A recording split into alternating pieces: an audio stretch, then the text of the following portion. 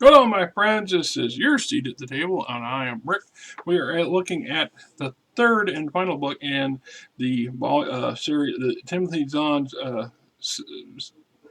series for Admiral Thrawn, The Last Command.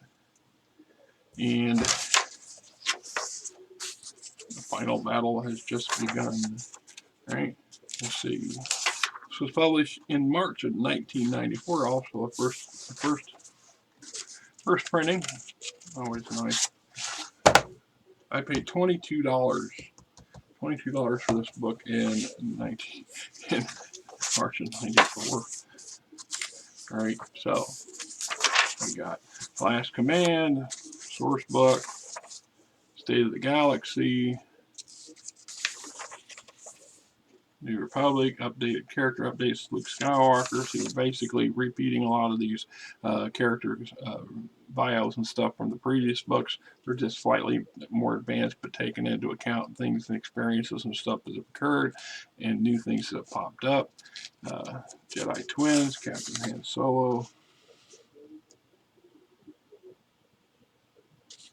See, once again, these are when Disney got a hold of it and they were starting to do a third series and they brought in Ben Skywalker or Ben Solo, I was terribly upset or appalled even because they had such a ham-fisted crunch. They had such a wealth of quote legend material to fall back on, and instead they choose to overwrite it and say none of it existed, none of it mattered, they have nothing to work with, etc., etc. And so the fact that Ben Skywalker would have been Luke and Mara's son. If anybody has any kind of knowledge of that stuff, you know how that was supposed to play out. And then that Han and Leia had a pair of twins called Jaina and Jason, and a third son that they named Anakin, and so on and so forth. And the fact that Disney did what they did was just, I still have yet to see the last book or the last movie in that trilogy.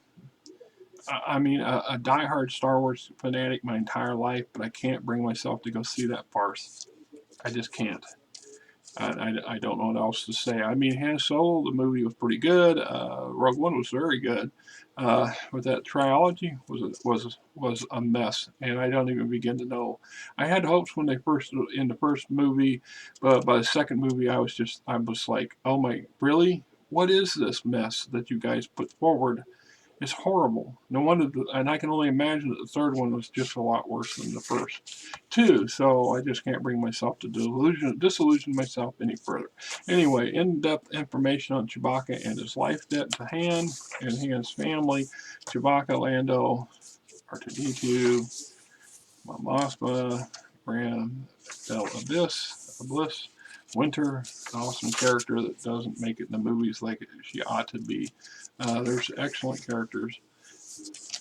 Some that are meh, you can take her or leave them. Not the end of the world, right? So, Chapter 2, Forces of the Empire, Structure of the Empire, Imperial Forces, Grand Admiral Thrawn.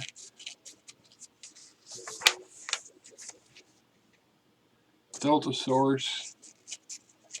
It's interesting that this series of plants that were growing along the main promenade in the Imperial capital, or the Old Republic capital, actually act as a transmitter, picking up conversations as a form of vibrations and transferring them into a computer system was able to analyze and deduce what people were saying.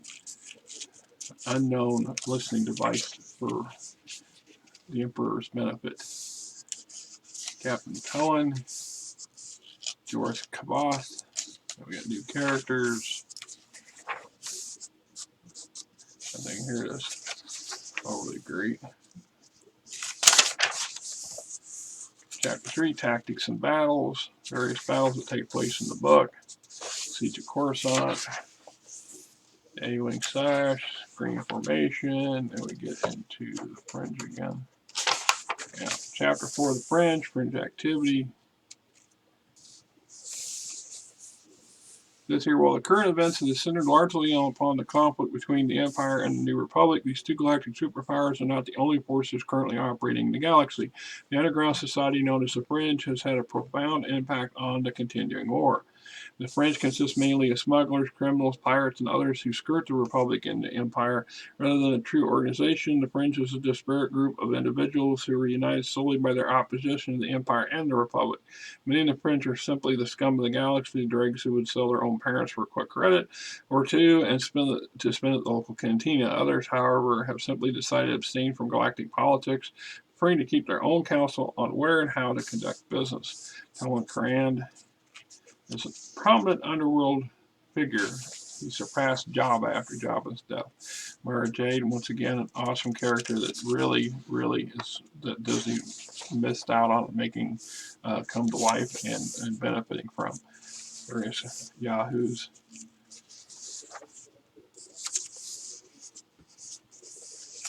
All sub characters in the novel. Some are only briefly seen, others play a very small role. Chapter 5, Planets. Return to Bespin. Bilbrain, Chazwa, Dolomar, Dernus, Mrist, Word Paradon,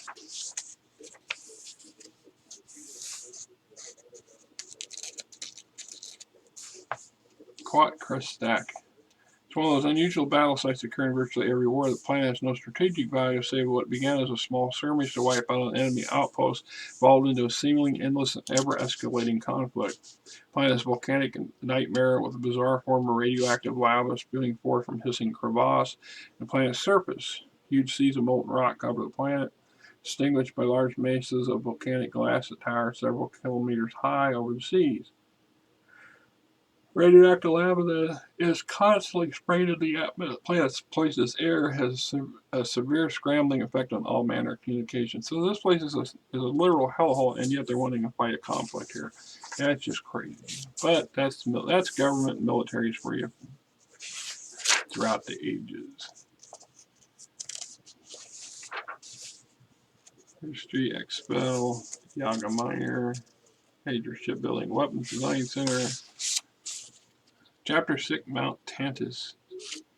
Planet Wayland provided field walls. So basically, in a nutshell, what the Emperor has is these secret supply depots or catches, warehouses and museums or whatever that he stashed around the galaxy, and he puts away things like, valuable items and resources. He stashes technology and blueprints for building super weapons and for things like in this case, stealth units to create a form of a cloaking device, and a bunch of Sparty chambers for cloning. And it's through this place that Admiral Thrawn is able to really revitalize his effort and the Empire's effort to take the fight back to the New Republic and to try to regain space by creating another clone army. And in part is defended by a clone of a mad Jedi, which makes for its own interesting twist on things, and it really adds some flavor to the books and the story. I'm just pointing out. So the Royal Chambers, shuttle hangar, Emperor's private studies and access corridors, middle levels, cloning chamber, mirror image.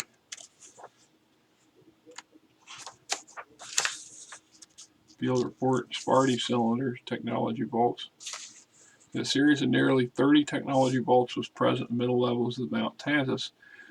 They possess the same level of security to upper treasure vaults, and though it appears that a number of stormtroopers and Imperial Army troops were used by Thrawn to supplement the security measures, very few items of tech vaults survive.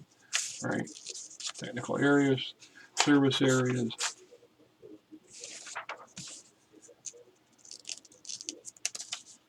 Lots of good stuff in there. Chapter 7, Creatures. The Asari use the ability to push back the mysterious energy field known as the Force, creating a blind spot or an anti-magic field, if you will. And Thrawn finds a way to put it to use. Intergalactic census, their alien races. We've got a few new ones, and their backstories and their information. Great. The Dagaris.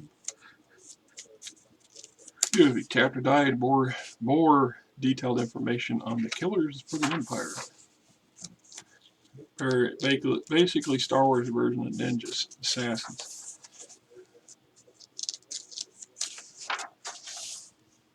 More equipment and droids, jammer packs, holo recording macro binoculars, E-web repleting blasters, electronic block breakers, portable missile launcher.